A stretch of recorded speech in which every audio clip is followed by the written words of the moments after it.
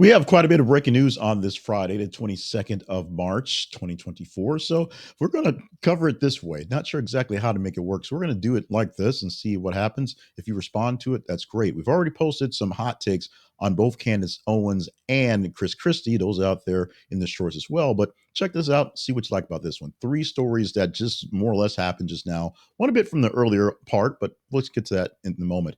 First off, Ronna McDaniel has been named to join MSNBC as a contributor, MSNBC and NBC News in general. She is now a part of the family for NBC, the Peacock family for news. Of course, formerly the head of the RNC, of course, losing that job, falling on the sword for Donald Trump because she loves some Trump to let the grifter Trump family take over and do what they can do to basically secure the MAGA wing of Republicans forever, or at least until they can finally get rid of Donald Trump.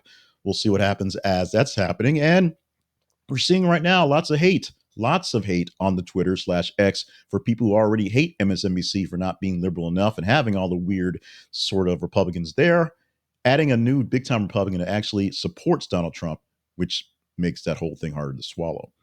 We got the breaking news that happened literally moments before I did this thing right here. So, which is why I'm really compelled to do this. Kate Middleton has set out a 2-minute video letting people know that she was diagnosed with cancer and is undergoing chemotherapy. Now, everybody had a conspiracy theory on what was going on with Kate. Everyone did. Don't say you didn't, because you were wondering too. Everybody was in on this thing. And now we know what exactly was going on. She had her surgery, which was public. People knew she had her surgery. She went home to recover. They thought it was non cancerous. Now, granted, this is the story we're getting from Kate in the video. So keep your conspiracy theories if you want to.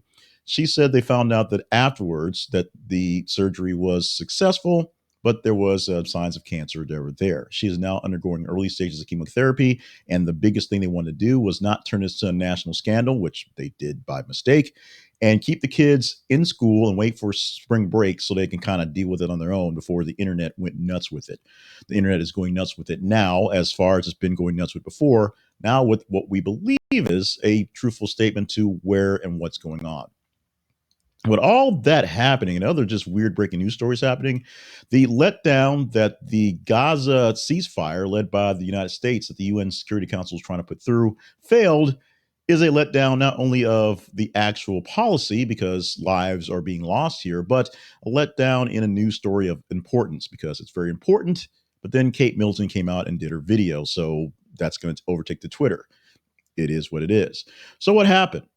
Three members of the 15-member council that included Russia, along with China and I believe Angola, didn't pass the thing. Ghana abstained. So with 15 people on the panel, four of them voting no, they didn't get the thing. And basically, one person can say no, and that's how it works there for this sort of resolution thing going forward. So it is what it is. So what do we do going forward? Well, we'll see if we do more of these things. We have time for them to, like, for those who follow along on the big end. It's spring break, so I've been at home doing work from the house because you can't work at the office for the week, and so I've had more time to do some tweaking and do some other things.